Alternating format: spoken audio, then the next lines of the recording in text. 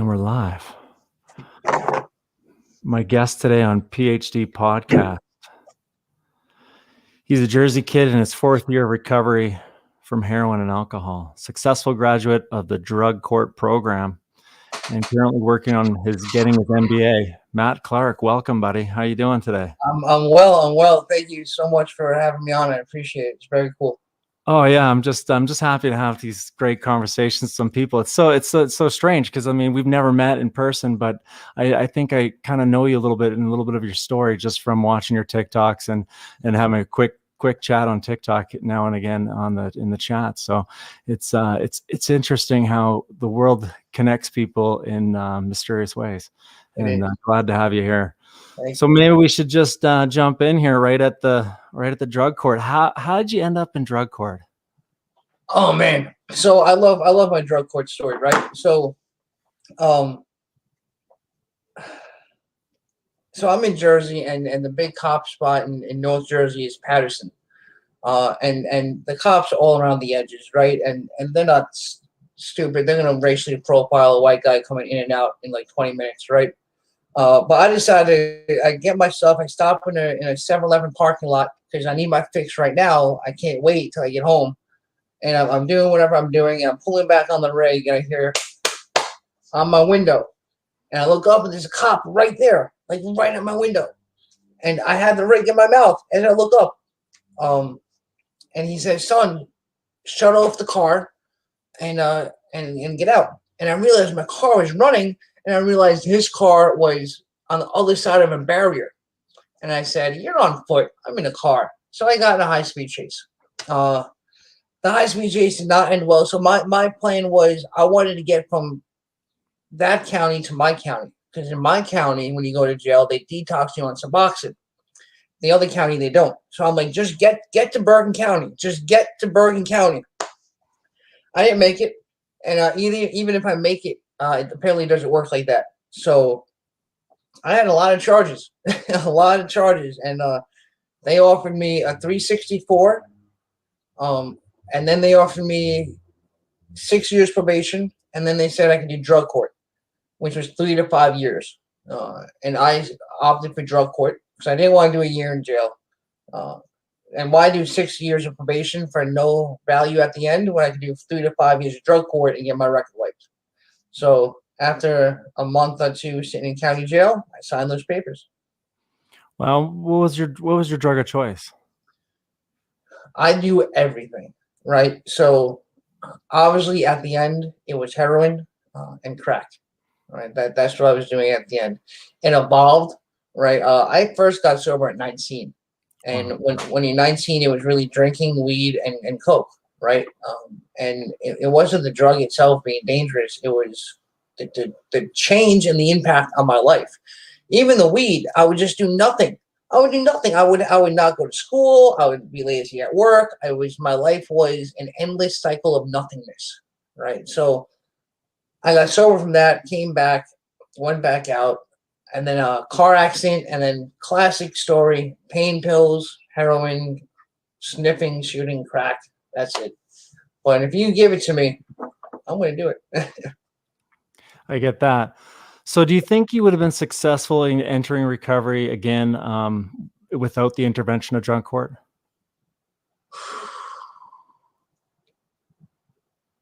No. No.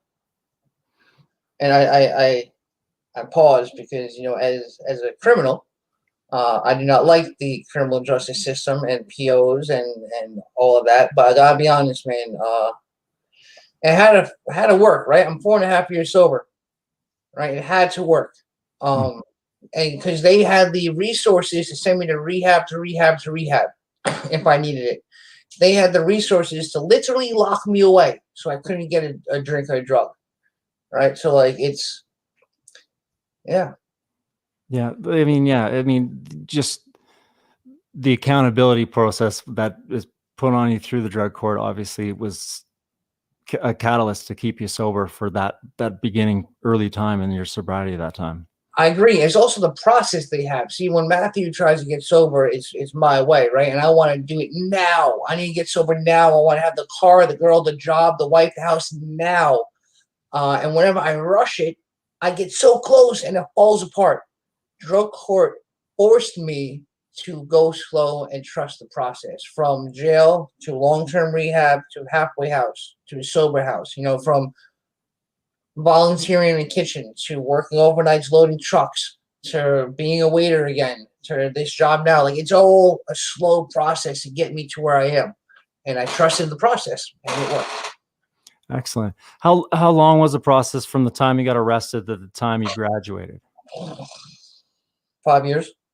Oh, okay. So it's a significant amount of time, and obviously during that time you're staying sober and you're staying clean. I mean, in and out, right? Like, in the beginning, no. In the beginning, even after I signed the papers, I couldn't stay sober for sentencing. All I had to do was piss clean, and I would have been fine. And I would have started with IOP, right? I couldn't even stay sober for that. I pissed hot. I tried to lie and say I was on Matt. That didn't work. So I had to go to long-term inpatient, right? Like, even after I signed the papers, I was still messing around. I relapsed in rehab once, because it's easy to get stuff, and I wasn't really doing it. But yeah, they saved my life. That's amazing. And it's amazing that the system is set up in a fashion that it actually works, and it worked well for you. That's really good. It's good to hear. When did you realize you had a serious problems with drugs and alcohol, or when did it all start? Let's go with that. May 19. So I got kicked out my freshman year. I was at University of Delaware, and a massive pothead. I was always an A/B student. I got like a 2.3 average. Not much was going on. My life was surrounded by smoking weed, drinking, hanging out with the boys, right? I started making fake IDs. I was selling them. I was selling weed. I got busted for the fake IDs. At the age of 19, they charged me with 17 felony counts for fraud and forgery, 21 felony counts for fraud and forgery. So that's a wake-up call, right? And I kicked out of the University of Delaware, and I went back home. I got arrested a few more times because I'm a very bad criminal, right? Like, I'm bad at it. Like, I stick out like a sore thumb. Once I was driving back over the George Washington Bridge, my headlights out. I forgot to turn my headlights on, and I get pulled over, and it smells like weed, and I'm hit, right? Like, dumb stuff.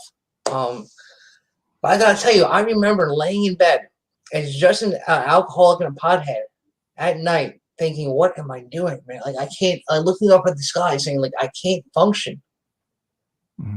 My life, I cannot function. What is my grandmother, God rest her soul, what is she looking down and thinking? One of my parents thinking? Like, I can't." Even though it was not hard drugs at that time, I knew I couldn't function.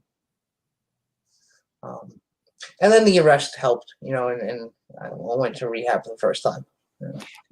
You went to rehab after the arrest. Was that like you checked yourself in, or was that mandated by the court as well?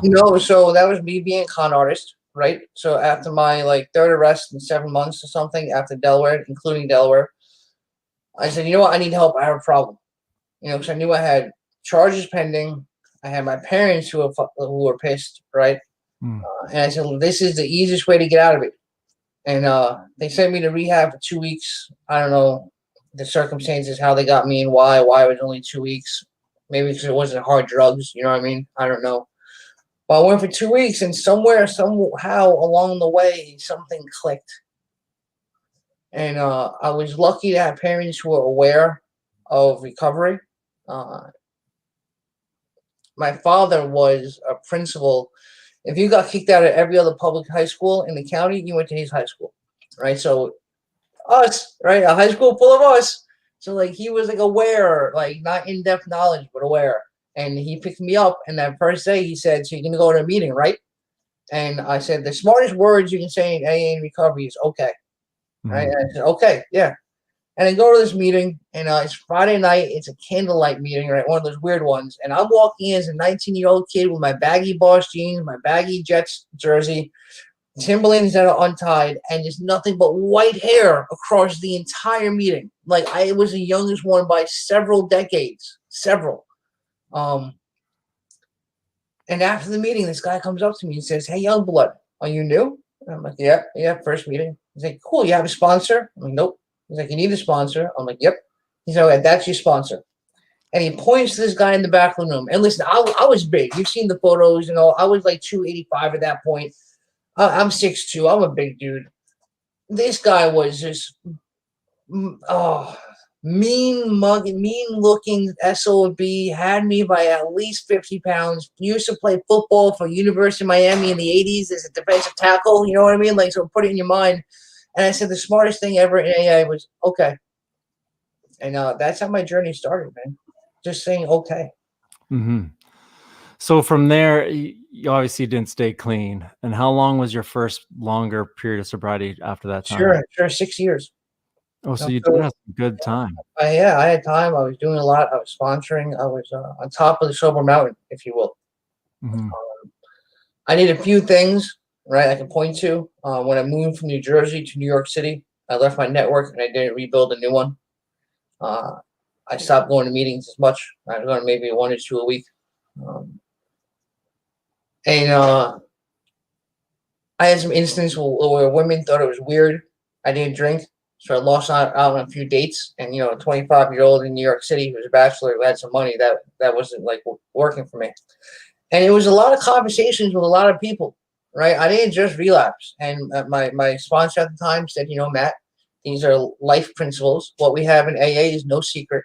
You can carry these principles and drink. People have done it. You might be able to, but you might not. And if you want to try it. Just come back alive. Mm-hmm. So that's what I did. And I failed on the first night because my idea of controlled drinking the very first night was whippets and a blunt. So it did not go well. And yeah, that's when I went out and I came back about a year later. Now, when you came back, did you go through detox or treatment again?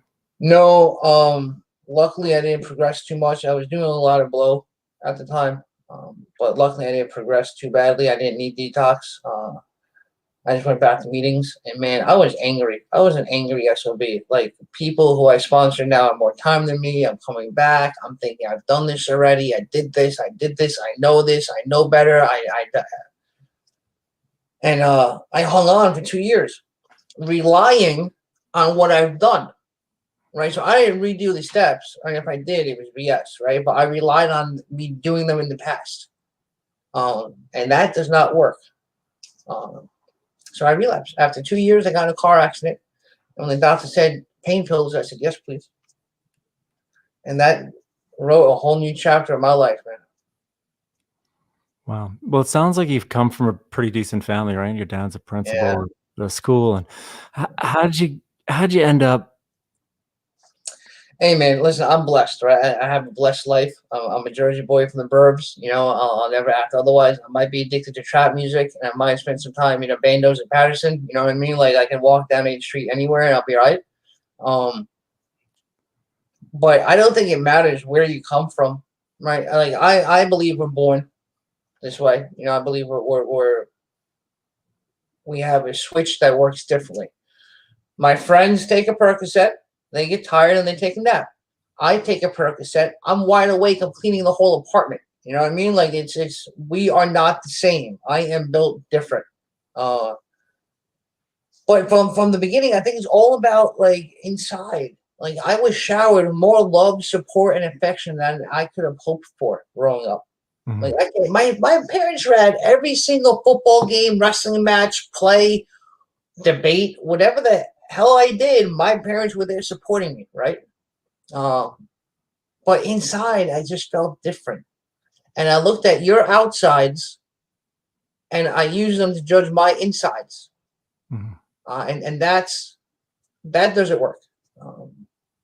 So I just felt less than. I felt different. I felt whatever key to life you had, I didn't have. And I kept searching for it. And even as a little kid, it's G.I. Joe's. Do I have the right clothing? Do I listen to the right music? Do I have the right girls? Do I have the right bike? What was it? BMX bikes back in the day were like, do you have a BMX bike or not? Like, these things matter to me when they don't matter.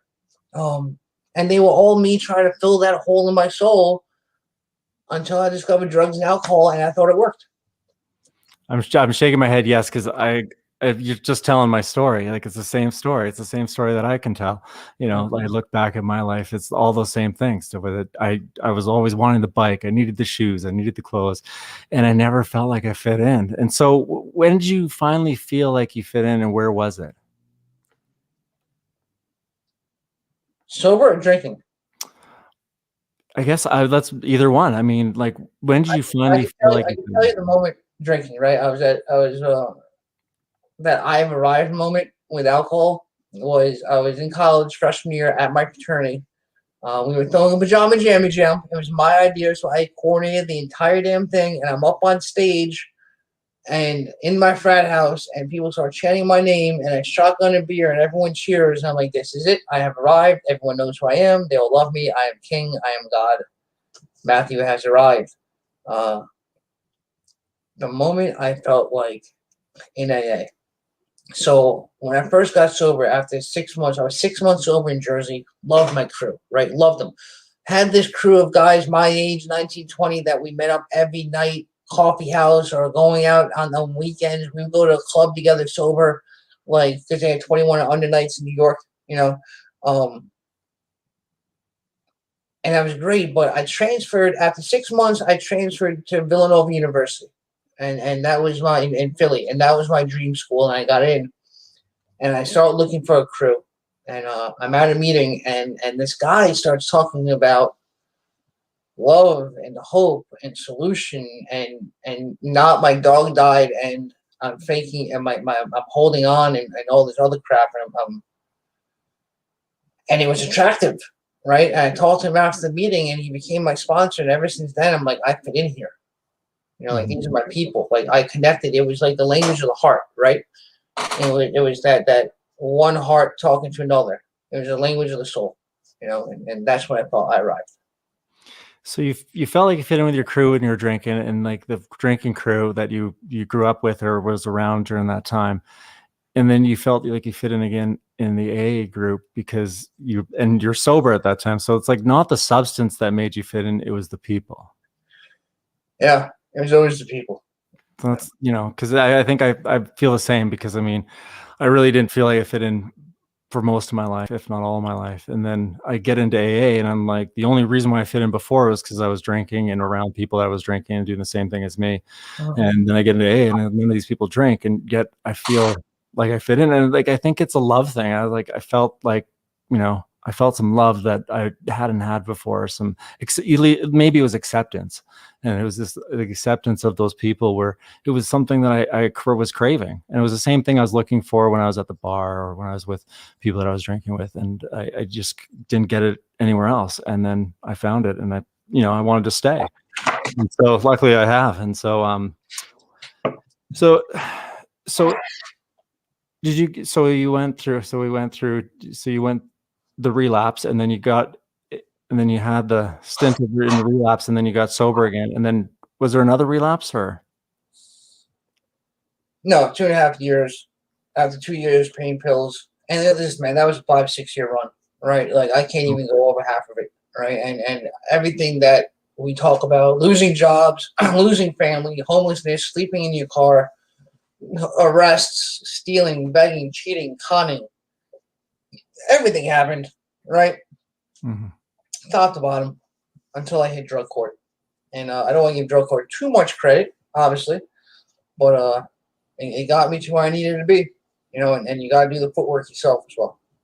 So through drug court, you obviously went through a detox program. Yeah, so I've been through a few detoxes, right? Luckily, in Passaic County Jail, they only give you Valium, but at least they give you something. In Bergen County Jail, they give you Suboxone and step down. I've never been on a MAT program, but I always use Suboxone when I detox. Every detox I've gone to. So you don't use Matt. So so obviously you need to have an end game to the Suboxone, right? So you like had a stretch of time where you used it and then you tapered and then you came off of it. I did, right? And that was me, right? So I used it just to detox and come off it. I didn't want to be on it long term. That's what my choice was.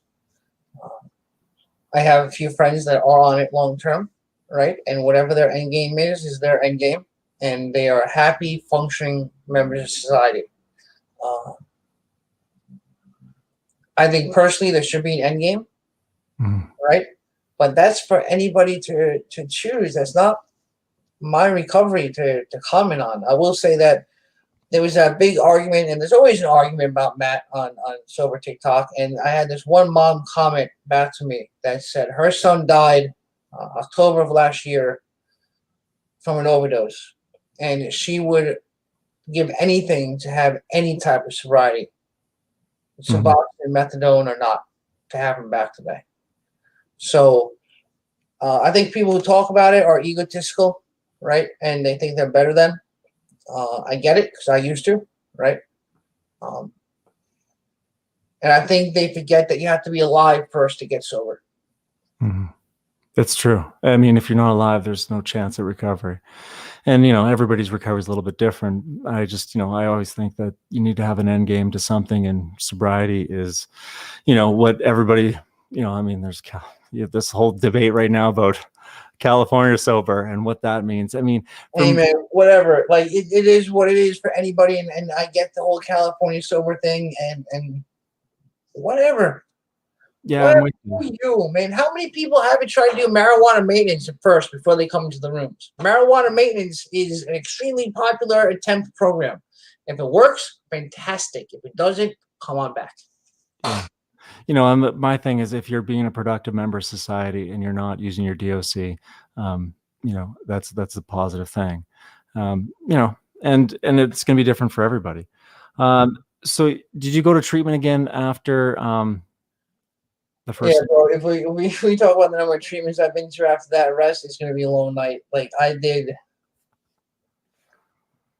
drug court sent me to rehab after rehab. I got kicked. I kept getting kicked out of rehab.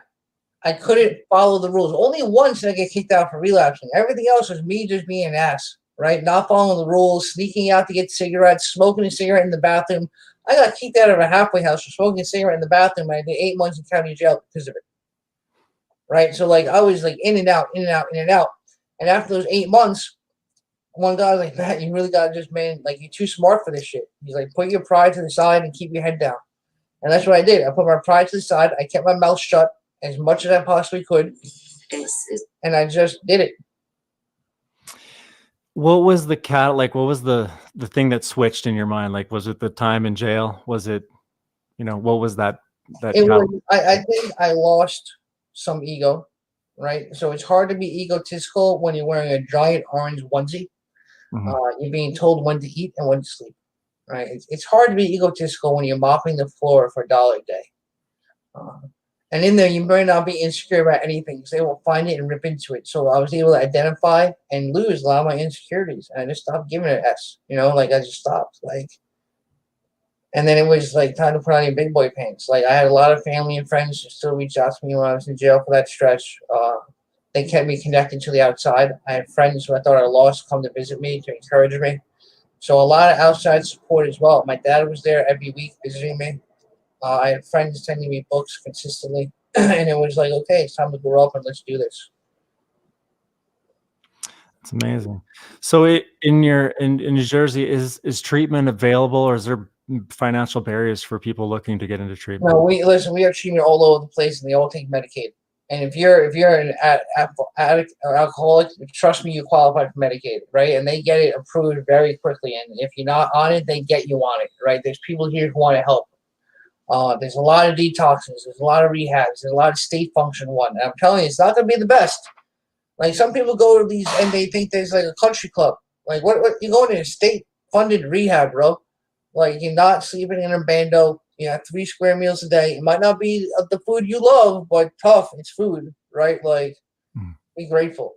But it's there. We have a lot. We have a lot. New Jersey has a high heroin rate. We have a high overdose rate, and we have a lot of rehabs and detoxes. Well, it's good to know, and getting the word out there, because obviously, I know, like, I mean, there's plenty of places for me to go, and I didn't want to look, or didn't seek it, right? And I guess that's that whole ego thing. You have to drop the ego before you want to get some help. And ego death is one of the things we talk about frequently at different meetings. And how do you make that happen for somebody? You can't. You got to hope for the best. They want to have some a change, right? So, Yeah. so what's like life like? What's life like for you today? Busy. My life is so. My friends used to tell me when I was in these rehabs, they're like, Matt, enjoy it, man. Like treat it like a vacation because when you get out, life's here. Responsibilities are here. You're never gonna have this much free time again. Work on yourself. Take advantage of it. Work on yourself. And I'm lucky I did. So I work a full-time job now. I do digital marketing. It's busy days. I enjoy it for the most part, but it's very busy days.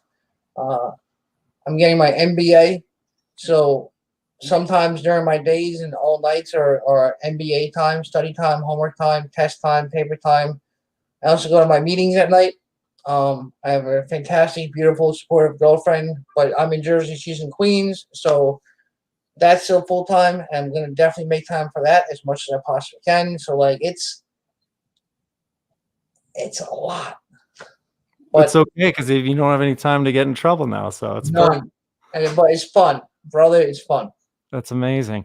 So tell me more about the MBA. How did you go from heroin to MBA, like drug court to MBA? Where did that come from? Obviously, you're a smart fella.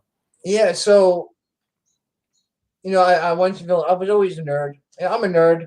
You know what I mean? Like, screw it. I'm a nerd. I'm a geek. I graduated with honors from Villanova University. I care about schoolwork. I care about grades. I've always wanted to level up. I've always wanted to get my MBA. I've always lied about going to get my MBA. Um, and I figured, let me use this opportunity to level up, to take a step. Right? I had to fill in a 5 or 6 year gap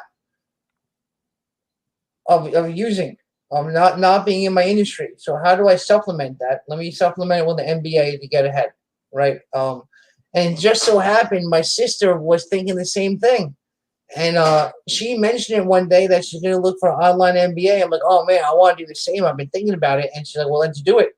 And like within a week, we were registered. We were applying. We registered for FAFSA for financial aid. We were applying to all these colleges and schools, and me, her, and my cousin got into the same MBA program. We're all taking the same exact MBA program. When some All of at the the same same time. classes, all three of us, man, it's awesome. That's amazing. I love Yeah, that it's a lot story. of fun. So you didn't just change. You didn't just change. Like you obviously you changed your career from criminal to doing something productive. You, Right. you changed your life from drugging and drinking to sobriety, and then Yeah. you also changed your appearance. Like I mean, I saw Matt's TikTok where he posted like a series of images of himself during his weight loss journey. You lost a whole person, at least one, and it's amazing. So tell me a little bit about that. What brought that on? How did that start? So I'm not gonna lie, that was medically assisted, right? That was a lot of hard work still, but I was 320 pounds in sobriety.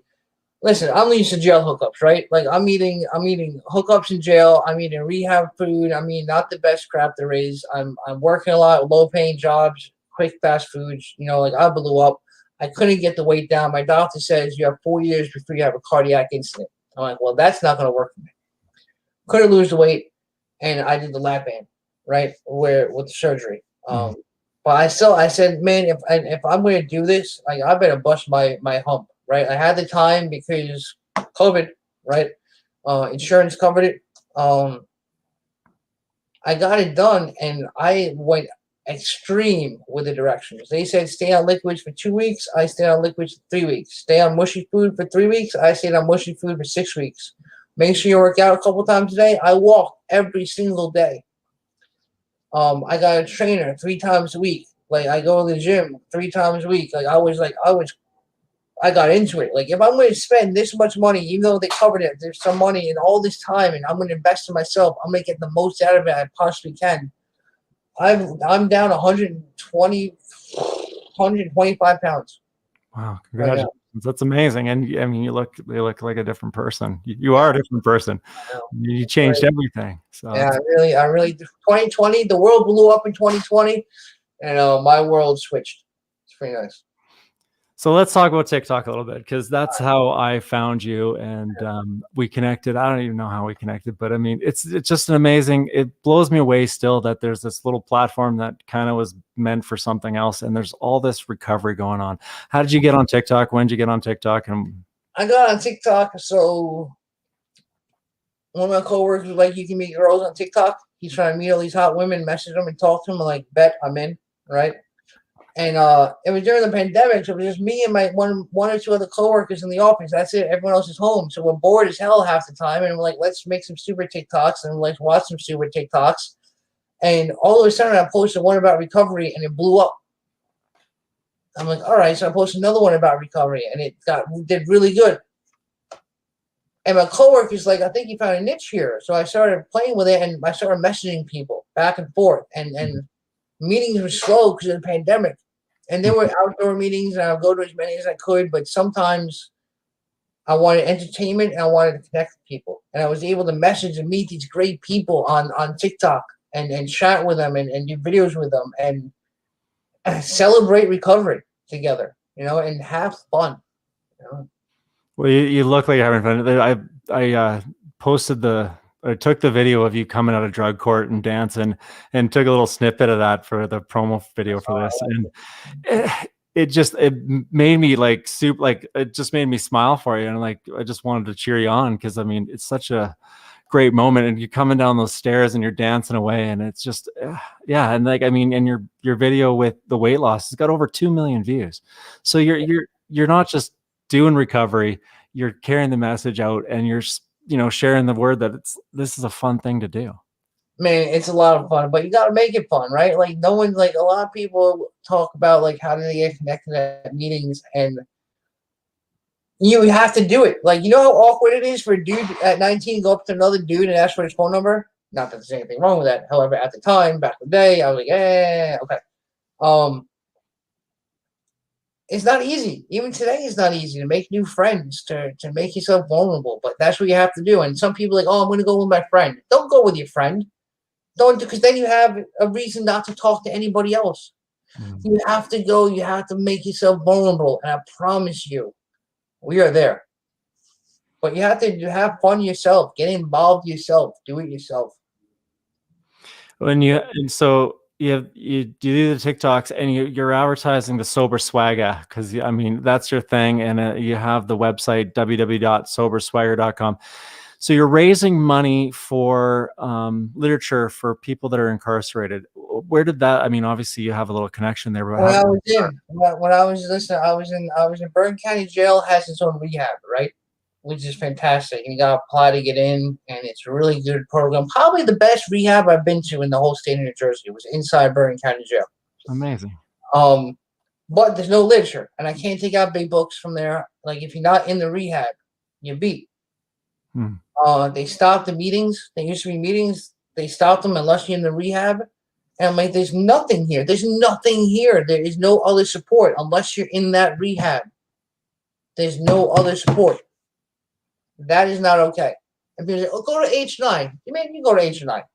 See what that's about. Actually go. Right? I did. I went. I'm on my I'm a GSR rep for my area in AA. I'm on that committee, right? One, there's a pandemic, so no one's raising any money from any meetings, right? There's no donations, nothing's coming in. So no money comes in, no money comes out. You ever look at the jail box in a meeting? Meetings have jail boxes. You ever look? It's empty. My meeting, my clubhouse has a little coffee can to donate money for books. I shake that can every week, and there's pennies in there. I said, this is not okay. I got to do something. So I tried a lot of stuff, right? One was an Amazon drive. I had an actual book drive. We did an event, and people dropped off books. And I remember my sponsor saying, no one's going to do it. So I was going to do a GoFundMe, and he's like, no one's going to believe you. You're a criminal. They're going to know that the money's going to you. I'm like, you're right. So that's why I try to add something to it, right? So when people offer to send me money directly, I say no, right? That's not how this works. If you want to send me books, you can send me books. I have people sending me books. It's awesome. That's amazing. But yeah, so I first couple of attempts failed. I got a little and a little, and over the course of time, it's like around 2,000 books have been donated, a little more than that, to jails in New Jersey. So yeah, I would love to do more. And this was my attempt. I'm like, listen, I have 15,000 followers. Somehow, I don't know how, it seems absolutely ridiculous to me because all I do is dance like an idiot. Maybe I can do something with it, right? And I don't know where Sober Swagger came from. I think I was listening to some Lil Wayne song. I don't know. and it stuck. So it stuck. I don't know how, and I said, let's do some good with it, man. So yeah, it's overswagger.com. We're selling t-shirts and hoodies, right? We're not selling Versace. Don't expect that. Um, it's a drop shipping, right? Like there's some great recovery apparel people who are doing their own presses at home and starting their own things, and I support them. I have a closet full of recovery t-shirts, right? More than I could ever wear in a month.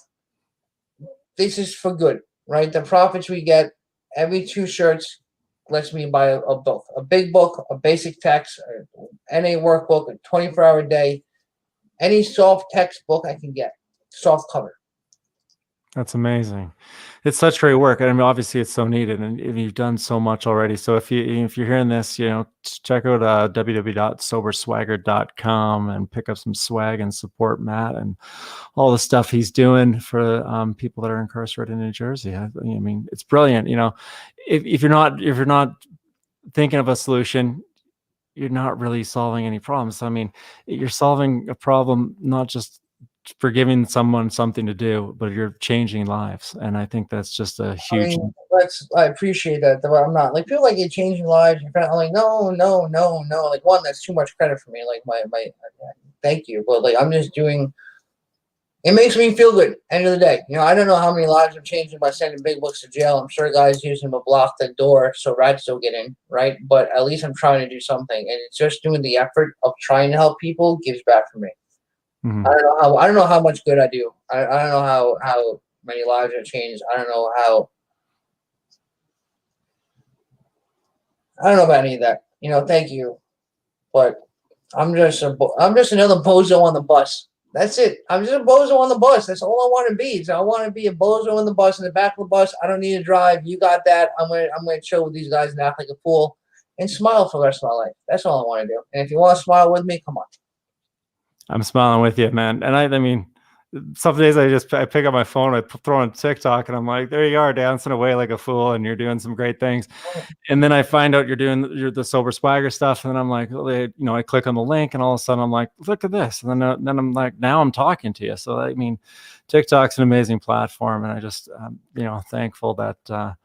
Somehow I went on it, and then somehow I posted something about recovery, because the first one I wasn't thinking that, and then all of a sudden it was like, recovery, what's going on here? I was like, no idea. I'm gonna repost my first video because my first account got taken down, so I gave up TikTok for like months. And Mama Shark, I love you, I love you, Mama Shark. Like she kept reaching out to me. A bunch of other guys and girls I hang out with, like One Eye Recovery Tim. Everyone was reaching out, like, "Are you okay? What's going on?" I'm like, "Yeah, I got upset. I had 5,000 followers," and I'm like, "Oh, like now it's away. I can't do that again." And then I posted the weight loss one and blew up. I said, "All right, let me do it one more time." And it's work. It's a lot of. I'm so happy. I'm so happy I did. It's so much fun. Like, I mean, it was, yeah, I fell into it because I was trying to figure out where all my followers at where I work at a treatment center here in Canada. And I was noticing that we're not having as much interaction on Facebook and Instagram. And so I'm like, well, where are these people? Like, where are these people hanging out? And then I go on there just to do a little research for maybe doing a work account, which I think we're going to go ahead and do. But it's just this huge community, and it's like now I'm doing a podcast. Like, I don't know where that came from, but Yeah. I love it though, man. I love the podcast. I love what you're doing. Like, really, I do. Like, I don't know how the hell we hooked up, but I'm glad that we did. oh yeah, for sure. You do a lot of great stuff too, man. Like you really jumped in, like all like feet first. I love it. Yeah, I mean, I'm definitely not the public speaker, and I'm just giving it a go, and I'm having a great time. And it's like I'm connecting with people that I had no idea were even out there, and it's such an amazing thing. And for me, like I wanted to start the podcast and talk about unconditional sobriety, because for me, unconditional sobriety is that there is no condition I will take another drink or do another drug. And so I want to ask everybody that I have on this first series, what does unconditional sobriety mean to you? So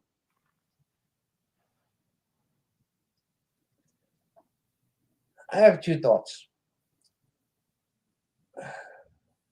The word okay,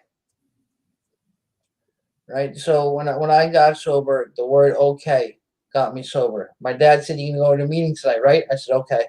The guy said, "That's going to be your sponsor, right?" I said, "Okay." My sponsor said, "I'm going to pick you up at 7 o'clock to take you to an 8 o'clock meeting." I said, "Okay." "Hey, come over. We'll have some cigars and go over the first step." I said, "Okay." Unconditional sobriety is the word okay. However, for me, there is no such thing almost kind of maybe as unconditional sobriety because I don't know what's happening. I've promised people so many times I'm going to stay clean forever. I made so many promises that this is the last time. I will never make that promise again because I don't know. I mean, listen, I want to die sober. I want to be sober for the rest of my life. I have no intention of ever drinking or drugging again, but I refuse to make that promise ever again. But I will keep saying okay. And if I keep saying okay, I have a feeling I'm going to be good. Well, I think you're doing great, and it's great to be able to talk to you. So, yeah, I mean, for me, yeah, unconditional sobriety is just living life in the fashion that I'm doing, and I'm just going to keep doing it. And I kept saying, okay, someone suggested to me, and probably a meeting somewhere along the line, that you should just start doing stuff and saying yes to things.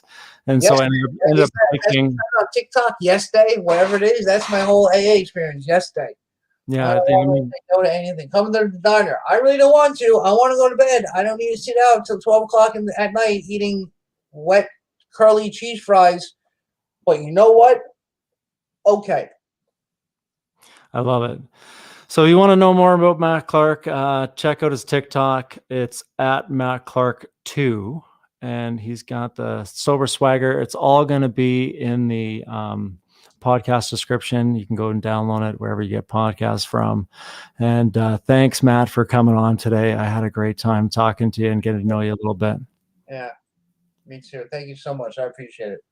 Anytime, brother. We'll talk soon. All right. Bye now.